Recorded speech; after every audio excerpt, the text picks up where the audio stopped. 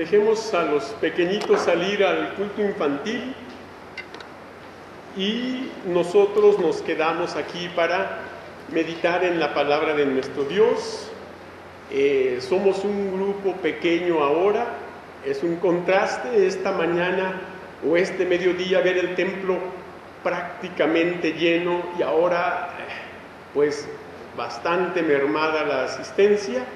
Con el favor de Dios, confiando en su promesa que a partir de donde estén 2 o 3 congregados en su nombre, Él está en medio nuestro, vamos a comenzar. Busquen por favor el libro de los Proverbios, Proverbios 24.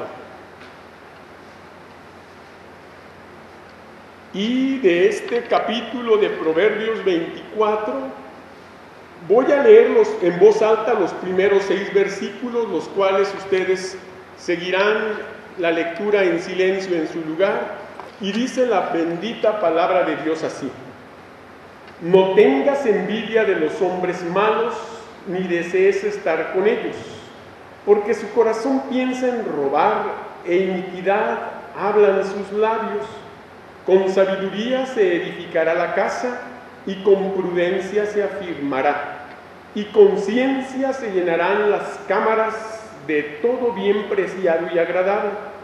El hombre sabio es fuerte, y de pujante vigor el hombre docto, porque con ingenio harás la guerra, y en la multitud de consejeros está la victoria. Vamos a hacer una oración. Señor y Padre nuestro, tu bendita palabra ha sido leída, y agradecemos, Señor, por ella, pues nunca vuelve a ti vacía, y siempre, Señor, hace aquello para lo cual tú le envías. En esta hora, Señor, permítenos meditar en estos versículos bajo la dirección de tu Santo Espíritu, obrando no solo en este siervo tuyo, sino también en cada uno de los aquí presentes, para que el mensaje de tu palabra llegue al corazón de todos y bendigas a esta congregación. En el nombre de Cristo Jesús. Amén. Recuerden, estamos en el mes de mayo, mes que está caracterizado por el énfasis de el hogar cristiano o la familia cristiana, ¿verdad? Y este es el tema del cual hablaremos esta tarde, con énfasis al hogar, ¿verdad? Y el título de este sermón es el siguiente: la construcción ideal de la casa familiar. La construcción ideal de la casa familiar. Y comenzaré diciendo que cuando se construye una casa habitación, el constructor procura hacer uso de los mejores materiales que su presupuesto le permite, procurando la mejor construcción para su familia. Una casa habitación bien construida es garantía de seguridad y comodidad para sus moradores. Bueno, la construcción ideal de la casa familiar es el tema que nos permitirá pensar en cómo debe ser y cómo se ha de construir la casa familiar en el sentido moral y espiritual, lo que garantizará la verdadera seguridad y comodidad de sus miembros. Por eso les invito a que analicemos 3 características en la construcción ideal de la casa familiar. Primera característica, y esta característica en la construcción de la casa familiar, fíjense, no debe ser con recursos mal habidos. No debe ser con recursos mal habidos. ¿Y a qué me refiero hablando de recursos mal habidos? 4 cosas que ahí están. Primero, no envidiando la prosperidad producto de la maldad. Miren lo que dice el versículo 1: no tengas envidia de los hombres malos. Hay gente que prospera honestamente. Tampoco hay que envidiarlo, porque su esfuerzo hizo para tener lo que Dios le ha dado o lo Dios le ha concedido como fruto o resultado de su entrega, de su honestidad y de su esfuerzo. Pero si no debemos envidiar al que ha prosperado de manera honesta, mucho menos envidiar al que ha prosperado de manera ilícita. ¿Y a cuáles me refiero? Bueno, hermanos, en esta actualidad el narcotráfico está ganando terreno, y una de las maneras en que mucha gente está ganando o está adquiriendo los recursos es a través de la venta de droga. México antes era un país, le decían nada más de paso para llevar la droga a Estados Unidos. Conforme las fronteras se han hecho más difíciles de pasar y el gobierno norteamericano ha incrementado la vigilancia, esa frontera ha ido impidiendo que la droga circule hasta aquellos lugares, y que México, que era un país de tránsito, nada más de paso, ahora sea un país netamente consumidor. ¿Por qué? Pues porque la droga hay que venderla aquí. Y ese es nada más uno de muchas otras formas de prosperidad, porque hay también negocios ilícitos, hay negocios que, aunque puedan estar bien ante el gobierno, pero venden cosas como bebidas embriagantes, vicios, cigarro. Ahorita, hermanos, es increíble cómo han aumentado negocios como le llaman los muchachos, ¿verdad? Antros, ¿verdad? Y el gobierno nos ha permitido. También hemos visto la proliferación de moteles, y todos sabemos que un motel es un lugar de paso para una relación sexual pasajera con alguien, una persona, no tienen a dónde, pues vamos al motel y pagan y ahí están. Y son lugares que el gobierno ha permitido, y obviamente están prosperando, porque sabemos que el hombre tiene la tendencia a lo malo, y esas cosas, esas prácticas son malas, pero la gente dueña de esos establecimientos, de esos negocios, ¿qué está haciendo? Está prosperando. De manera que no hay que envidiar la prosperidad producto de la maldad, más bien trabajemos. Miren lo que dice aquí Proverbios 14, versículo 30. El corazón apacible es vida de la carne, mas la envidia es carcoma de los huesos. Al final de cuentas, hermanos, aunque si envidiamos algo, pasan dos cosas. La envidia no hace que yo tenga aquello que quiero, pero sí hace algo. Dice que la envidia es carcoma de los huesos. Y yo quiero que sepa algo que es increíble aparentemente, pero que tiene mucha base científica, que muchos de los males que el hombre padece físicamente son por conductas o emociones indebidas. La envidia, los celos, el resentimiento, el no perdonar, el vivir con amargura y odio. Todas esas cosas, hermanos, a la larga, acarrean graves males físicos como el cáncer. Usted me dirá que no es cierto, pero es cierto. Hay estudios y se ha descubierto cómo gente que estaba sana y que por años guardó un enojo, un resentimiento, no perdonar a alguien, con los años desarrolló de una forma inesperada una enfermedad así. ¿Por qué, hermanos? Porque dice la Biblia que la envidia es carcoma de los huesos. O sea, el envidioso, el que no duerme en paz, el que está anhelando tener aquello con esa envidia enfermiza, va a tener un problema serio en su salud. También, hablando de estos recursos mal habidos, dijimos no envidiando la prosperidad producto de la maldad. En segundo lugar, no deseando la participación activa con los malos. Por eso el versículo 1 de Proverbios 24 dice, ni desees estar con ellos. Obviamente cuando la gente envidia lo que otros han logrado por medios ilícitos, llega un momento en que a lo mejor dice, bueno, me voy a acercar a ellos, me voy a poner a su disposición, les voy a ofrecer mis servicios para yo ayudarles a vender ya sea droga o algo.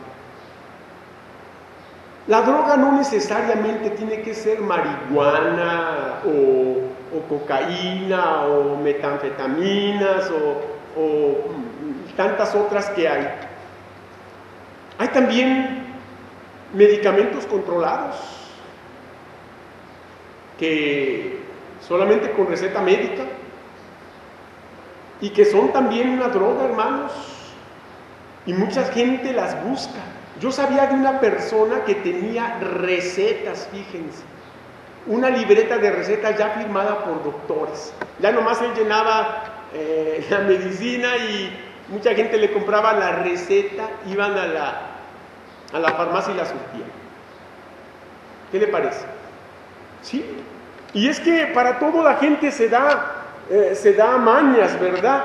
Pero entonces no hay que desear la participación activa con los malos, porque es tentador ver a otros prosperar de esa manera y uno dice, mira cuánto hace que vivían en esa choza y mira, ya tienen ahí un carrazo, ya compraron y ya la casa están construyendo y nosotros no hemos salido de esta casucha, ¿verdad? Y pues vamos uniéndonos, vamos diciéndoles que es tentador, hermanos, pero cuidado, no hay que envidiar y mucho menos desear participar activamente con la persona que actúa mal. Por eso dice, no tengas envidia de los hombres malos, ni desees estar con ellos, ¿verdad? Pero en tercer lugar, hablando de estos recursos mal habidos, diremos que no hay que pensar en robar como medida para prosperar, ¿verdad?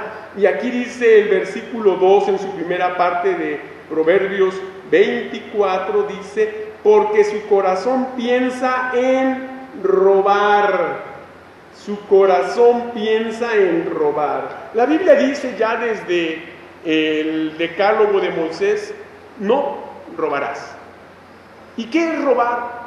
Es tomar algo que no me pertenece. Ay, pero mira, es cualquier cosita, sí, pero no es tuyo. No es tuyo. Y yo sabía y he sabido casos de gente que trabaja, por ejemplo, para alguna empresa. Una empresa grande, una empresa bien formal, pero la gente diario que sale de la empresa se lleva algo de la empresa, propiedad de la empresa. Una taza, un esto, un lo otro, ya tienen hasta los logos de la empresa y el robo hormiga que le llaman, ¿verdad? Se van robando de poquito en poquito, pero se van robando algo que no es suyo, que está allí para el uso de los empleados y lo que sea, pero se lo van llevando, se lo van robando. Desgraciadamente, hermanos, el robo es algo que es una tentación que está a la mano en todo momento, en cualquier lugar.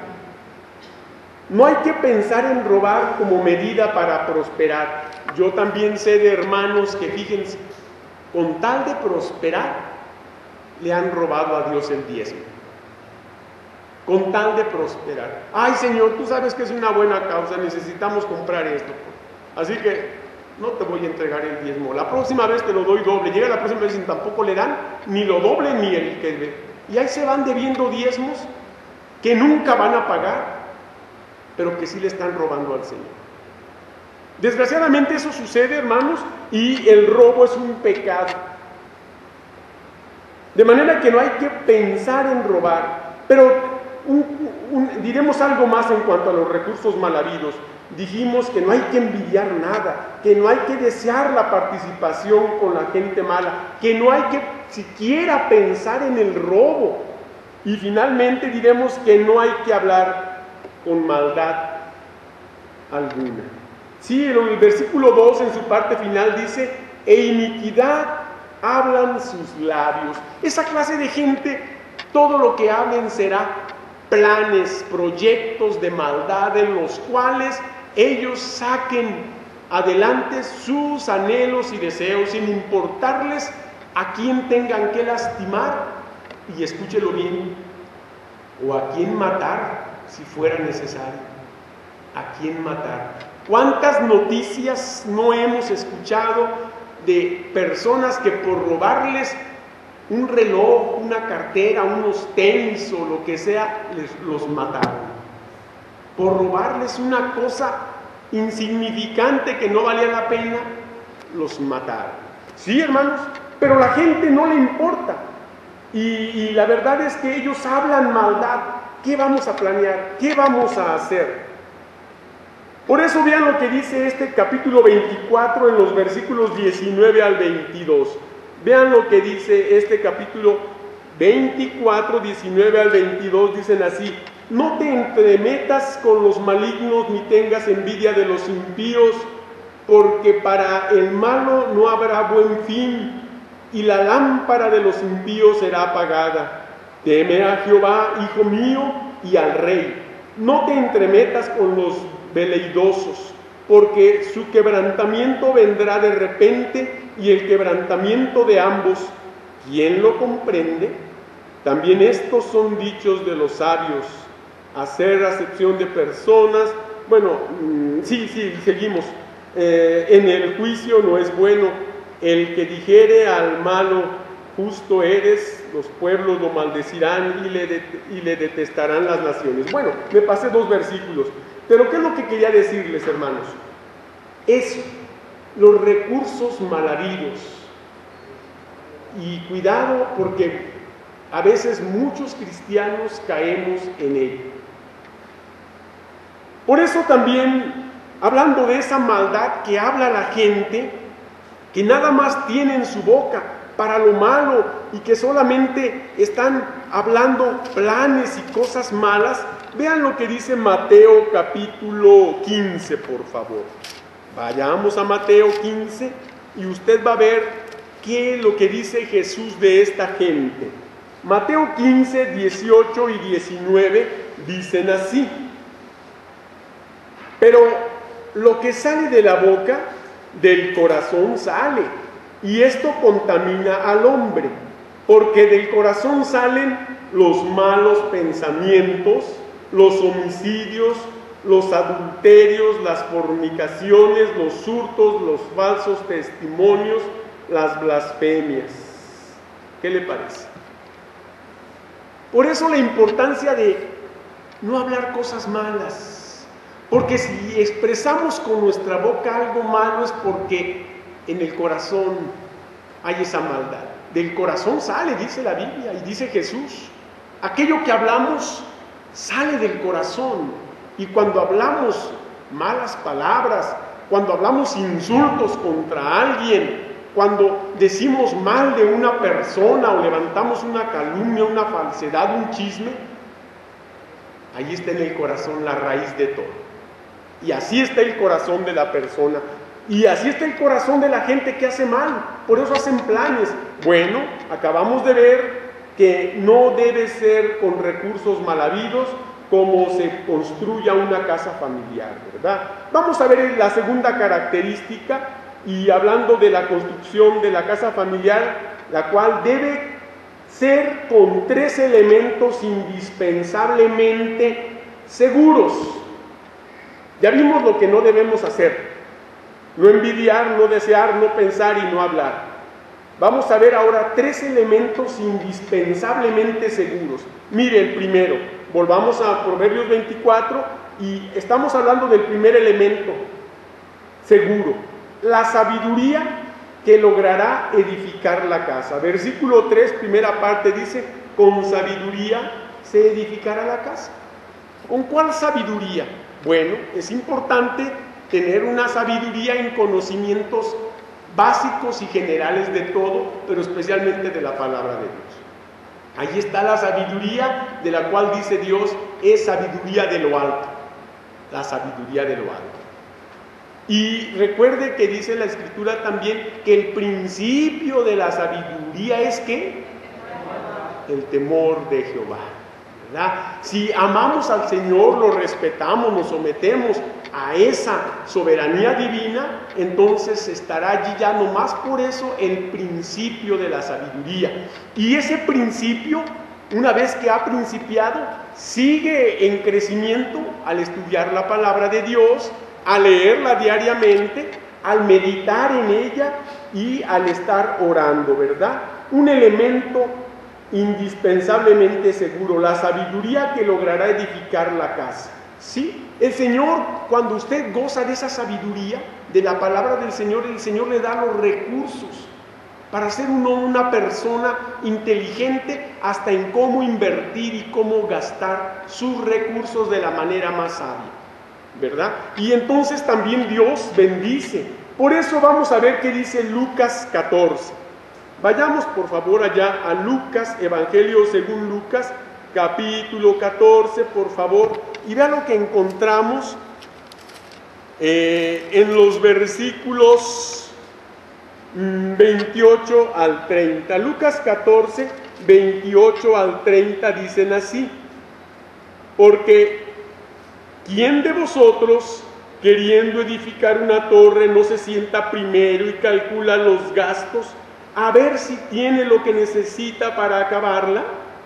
No sea que después que haya puesto el cimiento y no pueda acabarla, todos los que lo vean comiencen a hacer burla de él, diciendo: este hombre comenzó a edificar y no pudo acabar. Así que aquí tenemos algo muy importante, ¿verdad? La sabiduría que es de lo alto. Pedir al Señor sabiduría que nos ayude a edificar la casa. Pero recuerde que no estoy hablando de edificar la casa material, es la casa en el sentido moral y espiritual de los que allí habitan. Más que una casa exterior, estamos hablando de la casa, de quien le da valor a la casa, los que allí la habitan, ¿verdad? Ese es la sabiduría de Dios edificará una casa bien cimentada, una familia bien cimentada en el conocimiento de la palabra de Dios. Vamos a ver el segundo elemento indispensablemente seguro, que es la prudencia, que logrará la permanencia de la casa.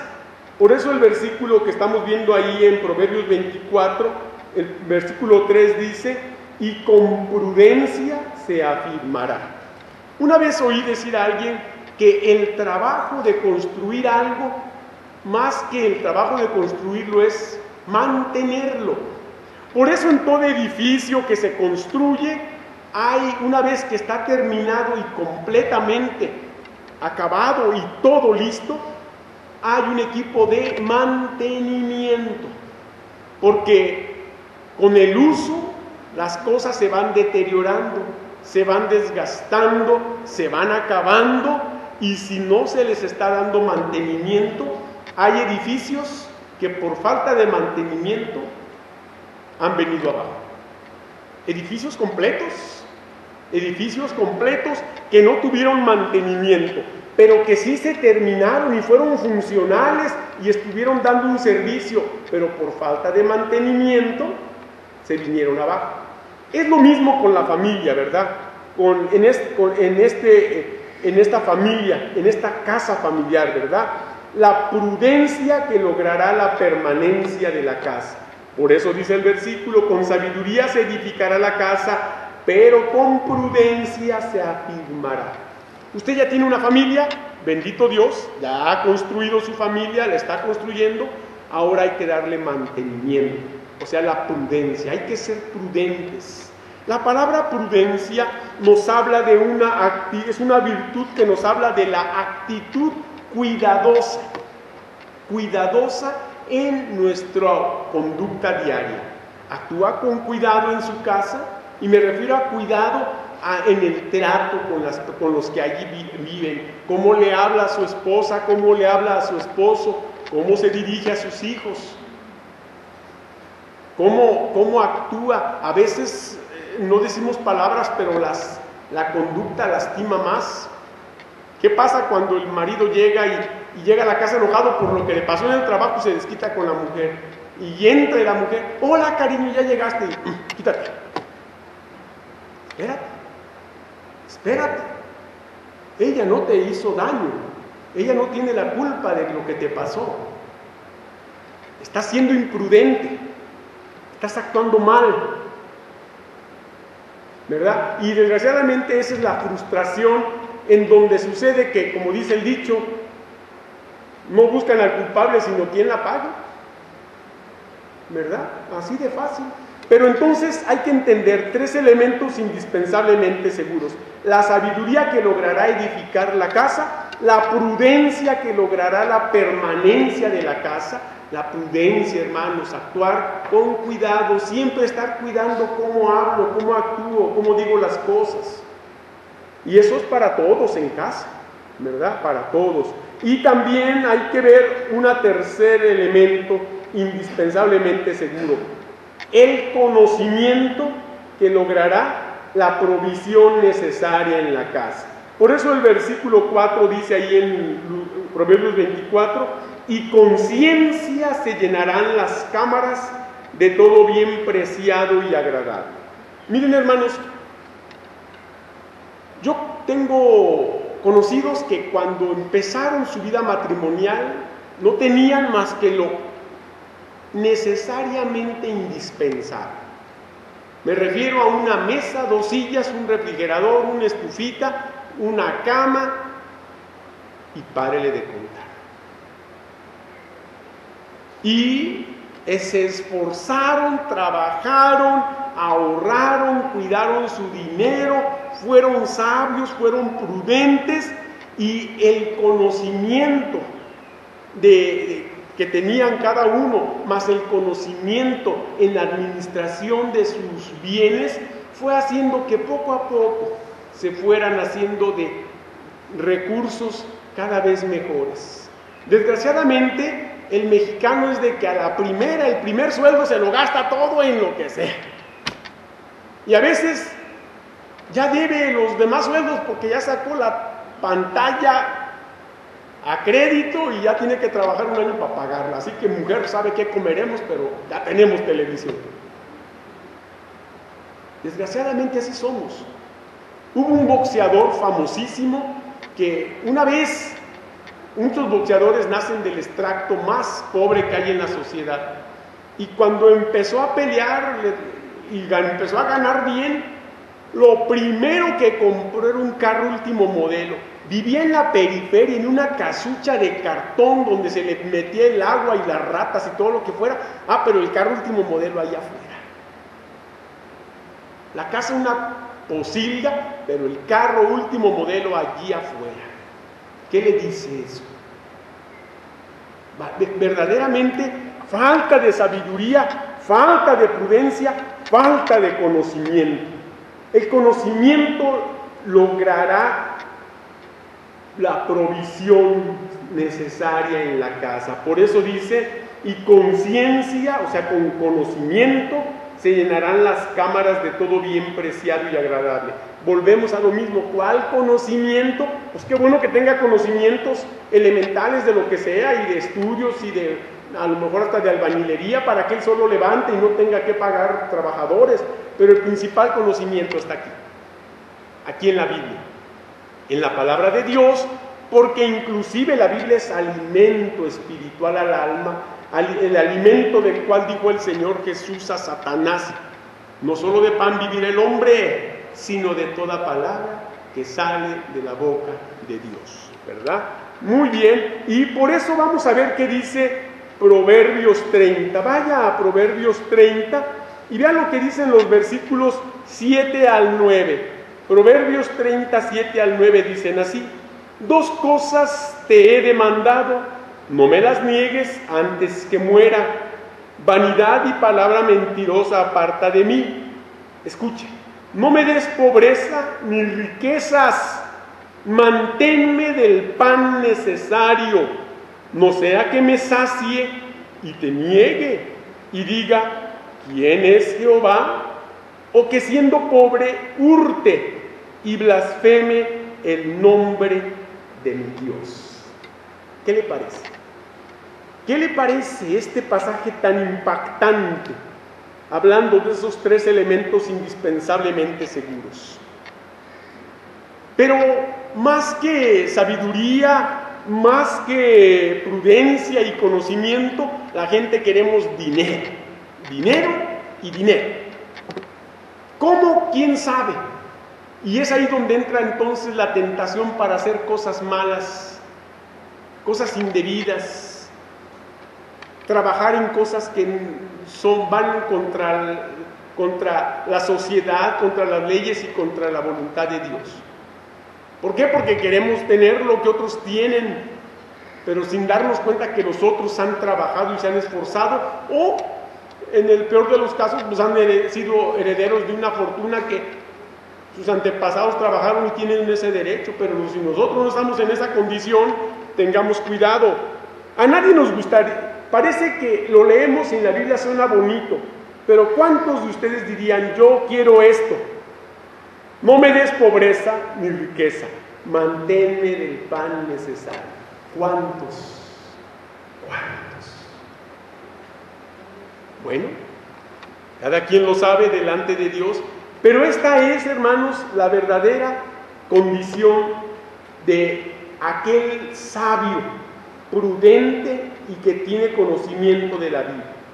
Y vamos a ver por último la tercera característica en la construcción de la casa familiar, y es que esta debe ser con la estrategia eficaz. Volvamos a Proverbios 24 y ahí tenemos esta estrategia eficaz. ¿Y a qué estrategia me refiero? Pues a 4 cosas. Miren, en primer lugar, la estrategia eficaz requiere sabia fortaleza. Versículo 5, primera parte. El hombre sabio, ¿qué dice? Es fuerte. Ok, el hombre sabio es fuerte. Parece que no checan la fortaleza física y la sabiduría intelectual. Casi no hay gente así. O hay gente fuerte físicamente y gente sabia, ¿verdad? En conocimiento. Como que las dos cosas están peleadas. No sé por qué, pero casi nunca va a encontrar a un superatleta así robusto, lleno de músculos, con una gran capacidad mental, ¿no?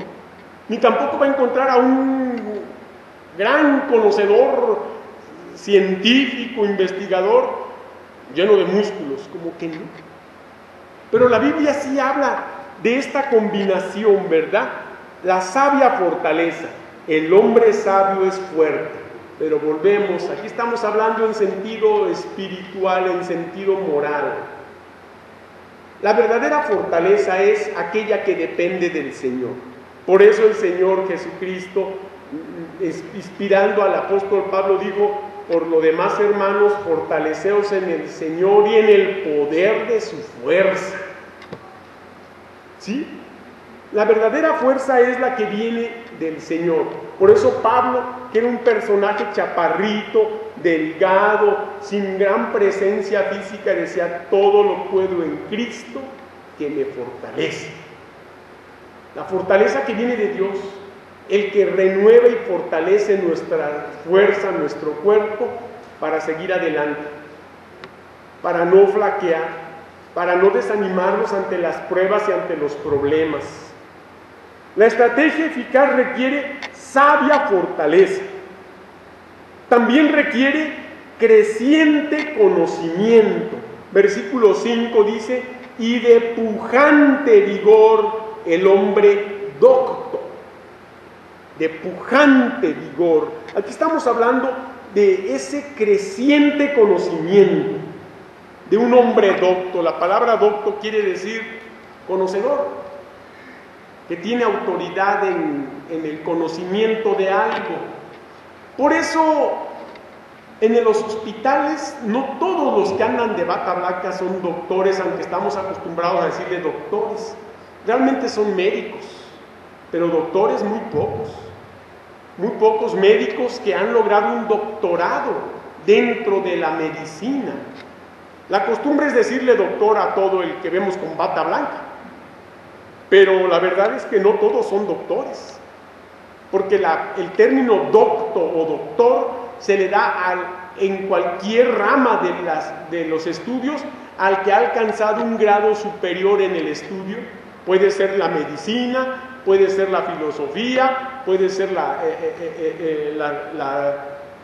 filosofía, las letras. Por ejemplo, yo tengo un cuñado que es doctor en letras.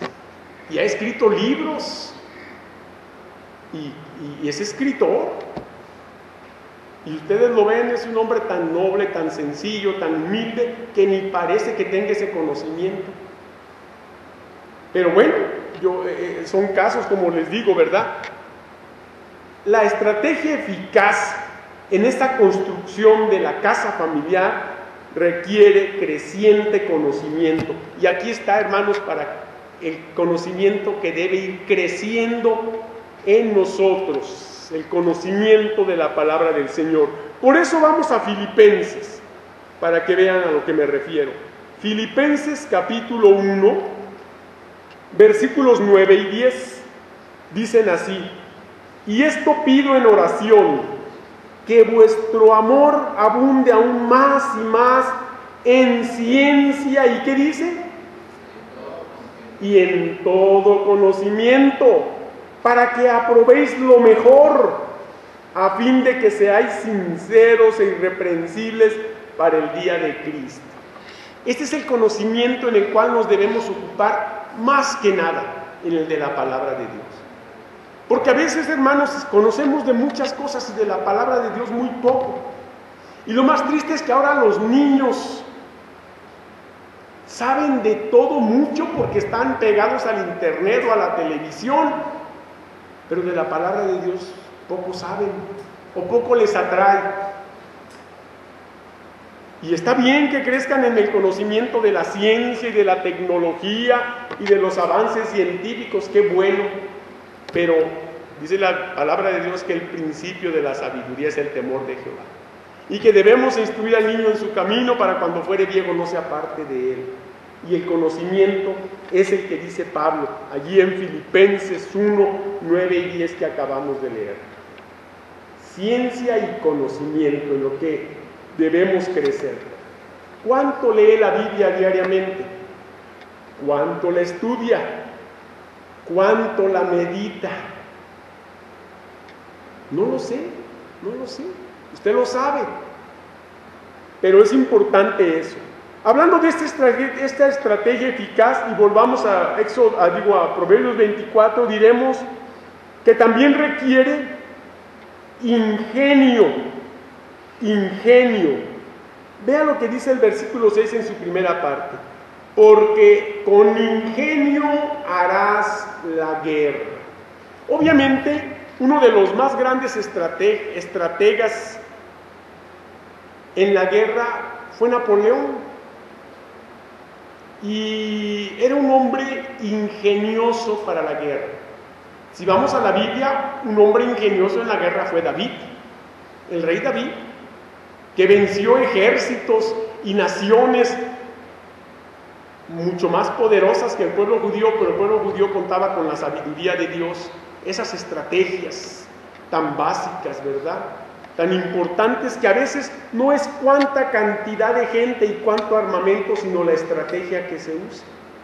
Eso es importante, ¿verdad? Y es un ingenio, el ingenio para esa estrategia en la guerra, ¿verdad?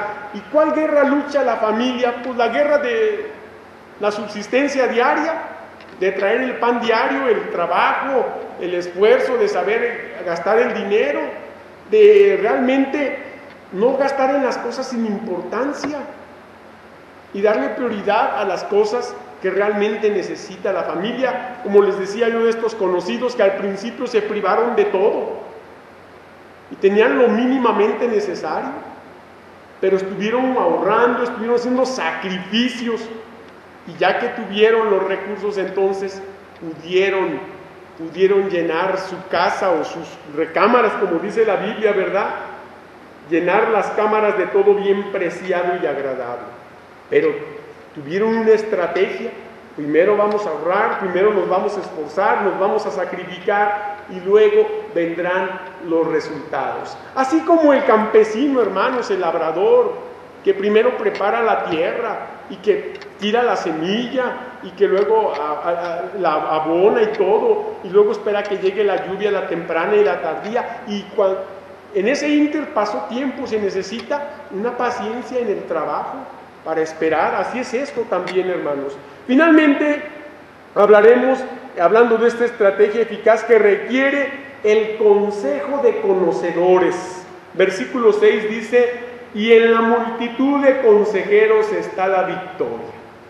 No todos, por más conocimiento que tengamos, lo sabemos todo. Y es sabio, es de sabios pedir consejo. A veces no nos gusta porque ¿a poco van a decir que yo no me la sé? Ah, no, pues ahorita, como dijo el dicho, o como dice aquello, ¿verdad? Si no lo saben, lo inventan. No, hay que reconocer nuestras limitaciones. Hay que reconocer que no todo lo sabemos y no todo lo podemos. Y hay que reconocer que hay gente que sabe más que nosotros, que tiene más conocimiento, más experiencia, que ya pasó por donde nosotros vamos, él ya pasó. Como dice el dicho, ¿verdad? Cuando tú vas, yo ya vengo de regreso, así que pues, es mejor eso, hermanos, porque además de demostrar humildad, estamos mostrando que reconocemos el conocimiento que Dios le ha dado a otros. Y acerquémonos sin vergüenza, sin nada, pues la Biblia dice: en la multitud de consejeros está la victoria. Quiere decir que entre más opinión y consejo, entre más opinión pide y más consejo reciba, voy a tener más herramientas de qué echar mano y voy a poder decidir lo mejor. Eso es lo que quiere decir este pasaje. Por eso miren lo que dice Proverbios 19. Proverbios 19, 20 y 21 dicen así. Proverbios 19, 20 y 21 dice: escucha el consejo y recibe la corrección para que seas sabio en tu vejez. Muchos pensamientos hay en el corazón del hombre, mas el consejo de Jehová, ¿qué dice? Permanecerá. ¿Cómo podemos obtener el consejo de Jehová? Vaya a la Biblia, pero aún a veces vamos a la Biblia y sentimos que, bueno, a veces estamos tan ofuscados que es bueno ir con un hermano en la iglesia, autoridad moral y espiritual de su confianza. Aquel a quien Dios le ponga en su corazón: acércate al hermano, habla con él, dile tu problema.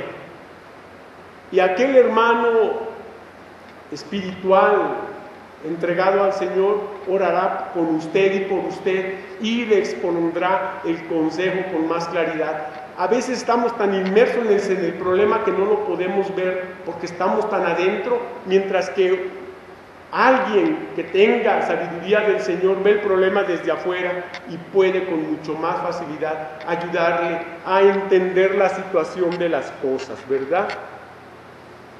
Bueno, hermanos, para terminar diré a manera de conclusión: se podrá construir la casa familiar con los mejores materiales de construcción, pero si la familia que la habita no ha sido construida en base a estas tres características de indispensable valor moral y espiritual, es y será la más insegura e inestable familia.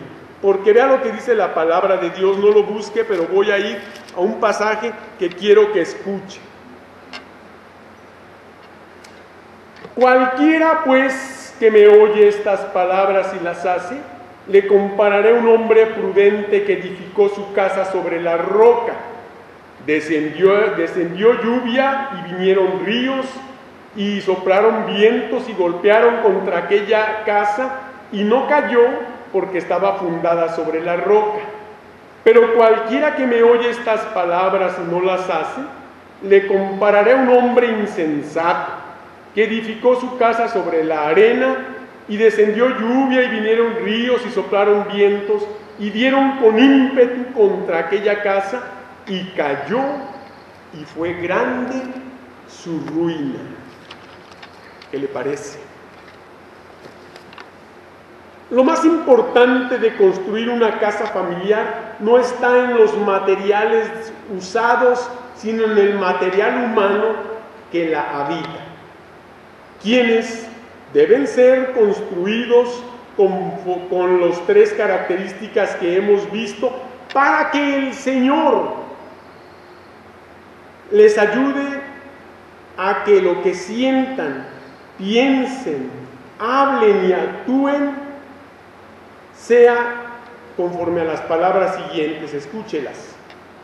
Sé vivir humildemente y sé tener abundancia.